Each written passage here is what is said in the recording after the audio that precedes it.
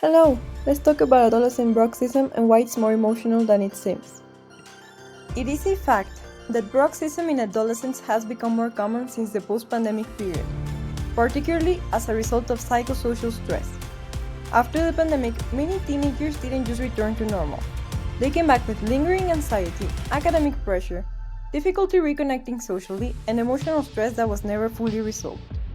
Therefore, the evidence suggests that both diagnosis and treatment should involve a multidisciplinary approach that addresses emotional stress as a key factor.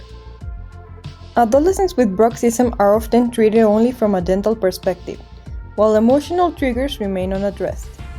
A multidisciplinary approach involving both dental and psychological care offers a more complete and effective solution.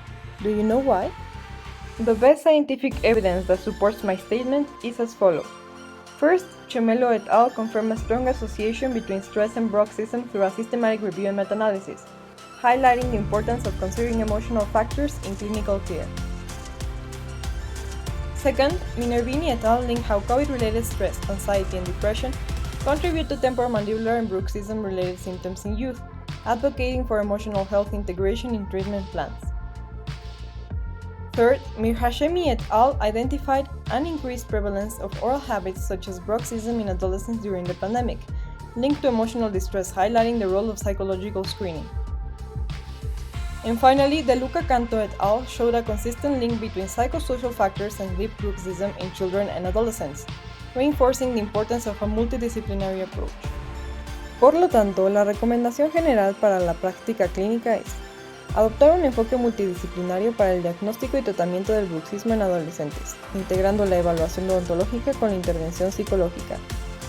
Fomentar la colaboración activa entre odontólogos, psicólogos, pediatras y profesionales de la salud mental, para asegurar una atención más completa y efectiva.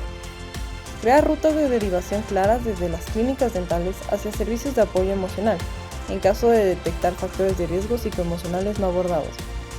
Monitorear la evolución del paciente de forma integral, evaluando tanto los síntomas físicos como los avances emocionales a lo largo del tratamiento.